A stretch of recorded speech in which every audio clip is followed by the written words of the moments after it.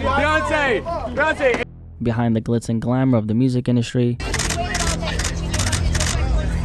lies a sinister and hidden truth, a system designed to exploit, the devil give you all this money, go through all this shit to destroy yourself. Control.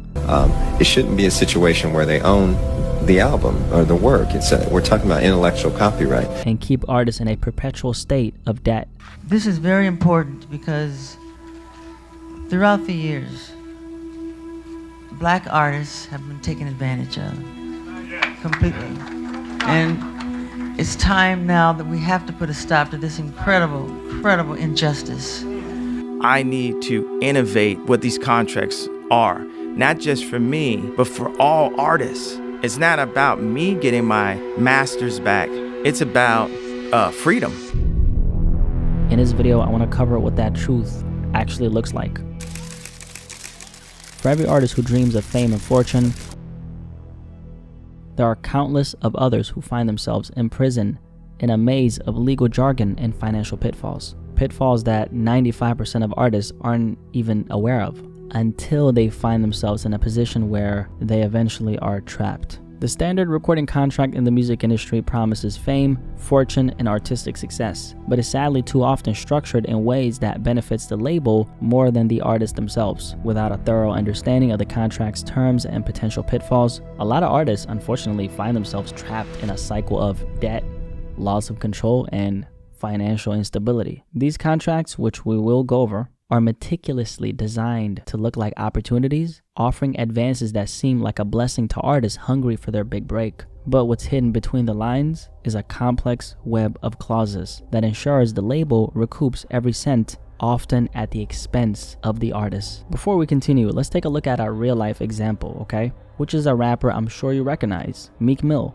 Now, Meek Mill almost 2 years ago went on his public rant against his record label, Atlantic Records. Now the question is, why did he go on this rant? Well, let's just say that he was getting screwed by his own record label because he signed a contract not knowing what he was signing off on. I made $11 million in 10 years from my music, just music payments, Meek said. I was shocked, mad, and didn't want to really rap for any label. Now I got a real point to prove, he said. In another tweet, Meek Mill stated that one of his biggest records, a song featuring Drake, titled Going Bad, had made his record label over $24 million. Meek Mill had no clue how much of that money he himself made, if any. One day I asked how much Going Bad made, just that song, and this is him asking his record label, right? And the record label responded saying, the song made $24 million. Meek continued by asking his record label, how much did I make?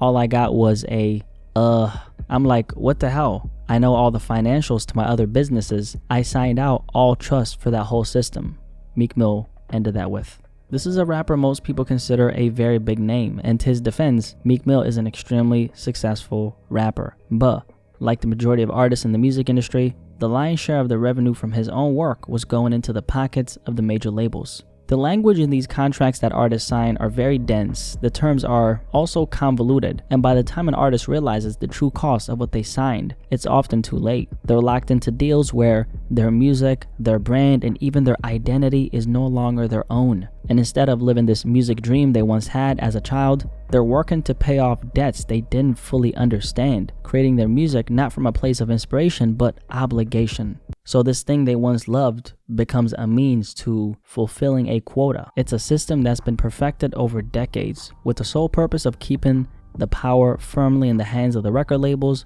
while artists struggle to find a way out. And this is the truth. Most artists actually struggle. It may seem glamorous looking from the outside, but one audit of their financials would reveal a whole host of things you wouldn't ever believe. This is something that's far too common, specifically in the hip-hop culture.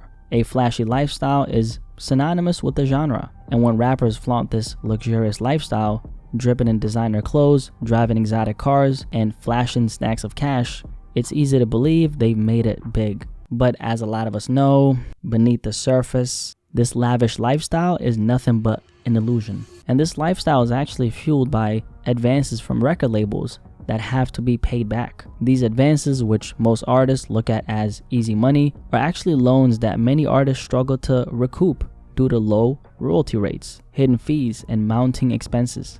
As a result, a lot of artists, probably a lot of your favorite ones actually, are secretly in debt, locked into contracts that keep them financially strained while they keep projecting an image of success. The wealth they display is often borrowed, believe it or not earned, and actually far from the true financial freedom they portray in their music. While an entire generation of artists continue to trap themselves in a cycle of debt and control, and the industry continues to evolve, and the tactics they employ in order to keep as many artists as they possibly can under that system, which becomes even more advanced by the second. A standard recording deal typically offers an artist what they call an advance, which is essentially a loan that must be repaid through future earnings. So in other words, this advance represents what they view as a potential return on their investment, because they're not giving anybody a big ass loan out of the kindness of their heart. It's business. They're banking on the fact that they will make this back somehow, some way. Artists generally receive a royalty rate between 10 to 15% on album sales or streams, meaning they only earn between $1 to $1.50 out of every $10 of revenue they generate.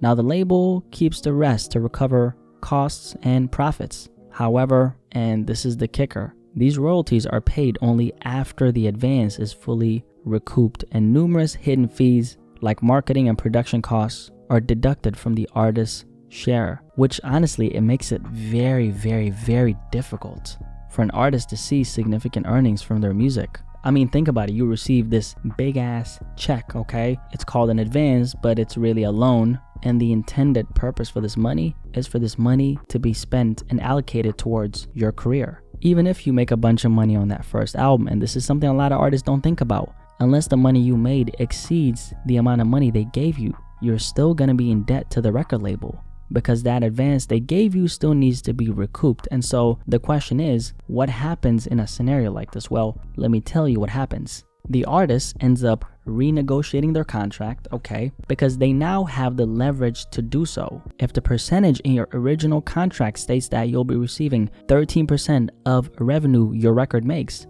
well, now when you're renegotiating, because they see that you're a success, right, you have proof of concept, they might bump you up to 15% or 18, which is on the high end, and that's not so common. 15 is the most common number. What's psychologically going on here is the artist now feels lucky. They think, I was able to negotiate 2 more points, which is another word for percentages. You know, that's the terminology they use in the music industry. So points equals percentage. Not only was I able to bump up the percentage I'm gonna make, but now they're offering me another advance. It must be my lucky day. Well, slow down, Padawan. It ain't your lucky day at all. The labels will always be willing to renegotiate with you if they see that you're selling. They will also always be willing to give you another advance. Now the question is, why are they willing to give you another big ass check? Well, let's do the math. If you sign for, let's say, 3 years and 3 albums, and they give you $300,000 as an advance, and by the time you get to your second album, you've managed to pay off $250,000 of that advance, which isn't likely for most artists, by the way, because the royalty fee they're giving you is it's just so small. But that's another conversation. By the time you get to your second album, there's still $50,000 for them to recoup. And this is when we get to the renegotiation. They bumped you up to, 15 points, and now they offer you $500,000 as an advance. You take the money, and now you're $550,000 in debt. All before you made a single cent off of your own music. This is what we call keeping you in a perpetual state of debt and deficit. As soon as you receive that payment, they just put you in a deeper hole, and you fell for it. Now, there's one really good thing about this and one bad thing. Let's start with the good so I can break you down later. The good thing is that you don't actually have to give this money back to the label. That's not how this works, because a record label will only offer this amount if they see potential earnings in your future. And most times the amount they give you is slightly higher than what they expect you to make. So they're the ones taking all the risk. That's the appeal of an advance. You're spending a bunch of money on your music career that is not yours to begin with. You're not the one putting up the dollars. And that's why this business model is so effective. You get a bunch of money with practically no risk on your end. This is, however, when we get to the other side of it. Although you don't have to technically pay that money back, one thing that's generally present in these standard recording contracts the majority of artists sign is this word right here: in perpetuity. What this essentially means is that there's no end date. This is forever. Once the artist signs that contract, they now own all the pieces of music you released under them in perpetuity, i.e. forever. This is why ownership in music is the #1 way to wealth. Wealth that the big corporations who own the music pass on to their grandkids, while the musician who's slaving away in the studio is stuck in a cycle of debt. That's why they'll never be able to escape the cycle. They're not meant to escape it. And that's why I personally think signing to a label in this generation is completely obsolete. You don't need it. 9 times out of 10, the only reason why an artist would want to sign is because of fame. A record label is essentially the engine that propels an artist to fame. They'll put you on all the big billboards and the late night shows. They'll help you plaster your face in different parts of the industry that you yourself as a one-man show can't reach, and there's nothing wrong with wanting this, since everyone wants different things out of their career. If fame is what you aspire to get with your artistry, then signing to a record deal is definitely the right move for you, 100%. However, if you value your freedom as an artist more than the recognition, well, make sure you stay independent in that case. Being an independent artist is more than just a fancy word. It means that you're ready to do whatever it takes to keep being free. There's a price to everything in life. You're either going to have to pay by submitting to the shackles of the music industry, or you're going to have to pay with the discipline and self-reliance needed in order for you to keep the train going. Most human beings in general don't have this kind of drive, which is why the independent artist is becoming so rare. Not everybody is ready to put in the work necessary. The ones who are and stick it out have the potential to really reap the rewards while still maintaining sovereignty. And the ones who don't give up their freedom in exchange for control over their own work. Anyway, the evil business of the music industry.